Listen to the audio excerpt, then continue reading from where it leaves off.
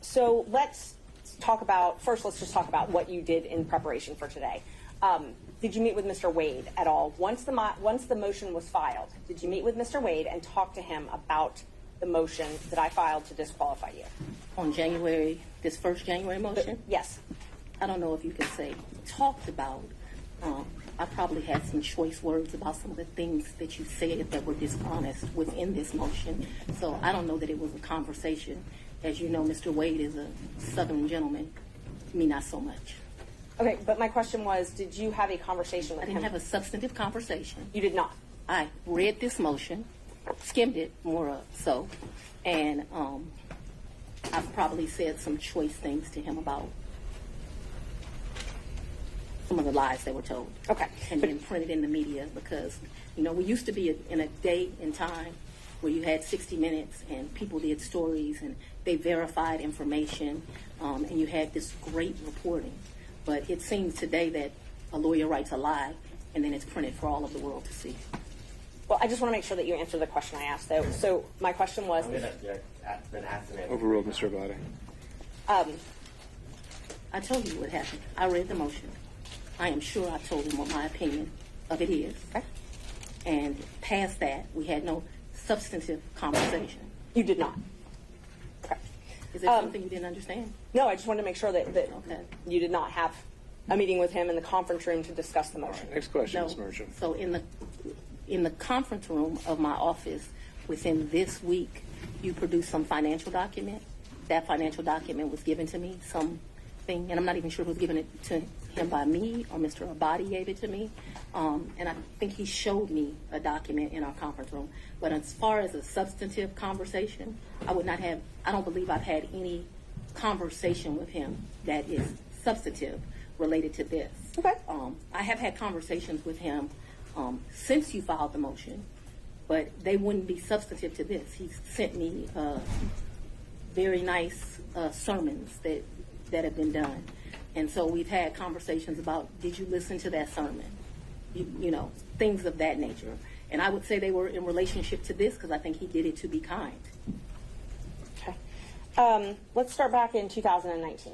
Yeah. So you and Mr. Wade met in October 2019 at a conference?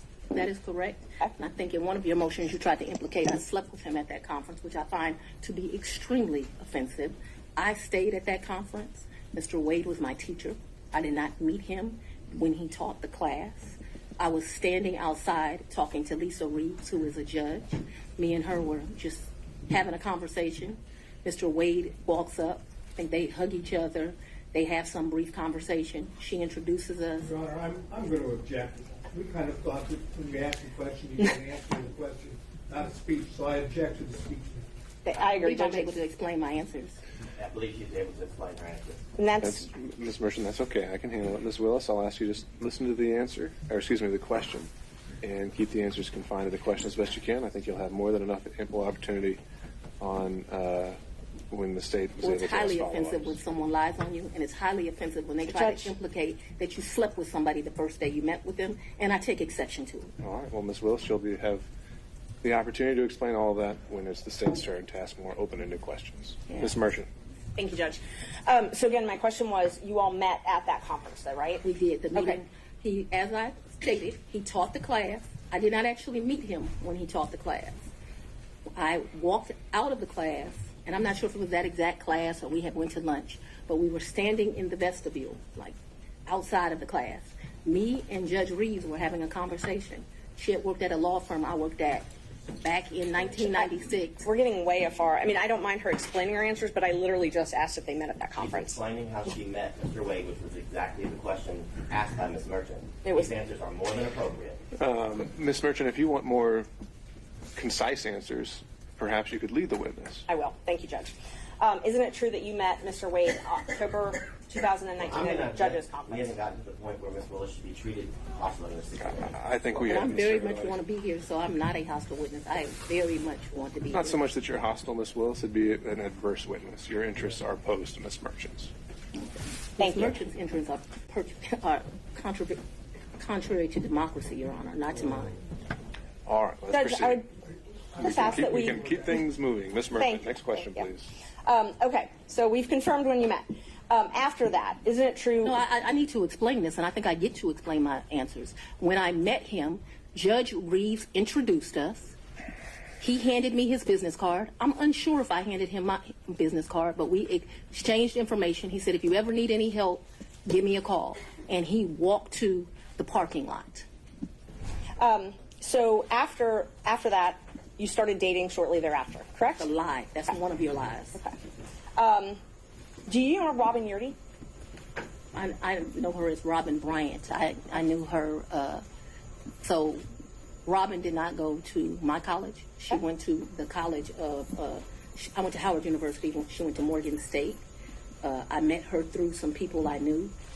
In college, we hung out a bit. Not much because she was in Baltimore and I was in Washington, D.C.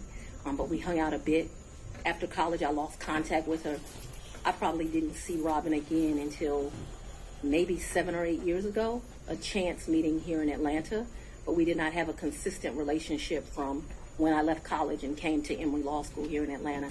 But 8 to 10 years ago, just by happenstance, I ran into her. So she was in Atlanta. You have been friends with Robin for 30-something years. Did you hear my answer, madam? Yes, and I'm asking if you've been friends with her for 30-something years. I've known her for 30-something years. We certainly hung out and partied together in college. She was from the D.C. area. She would come home, we'd party together. Wasn't close, but she was certainly in the girlfriends that partied together.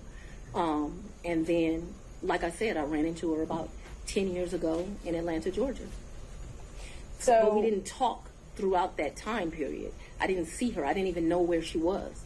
When I ran into her, I was surprised she was in Atlanta. And so, yes, I have known her probably since 1990, 1991, but we have not maintained a consistent relationship that whole time. For the last 10 years or 5, whatever you'd like to classify it as, have you been friends with her?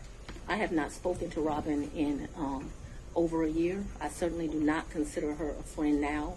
I think that she, there's a saying, no good deed goes unpunished, and I think that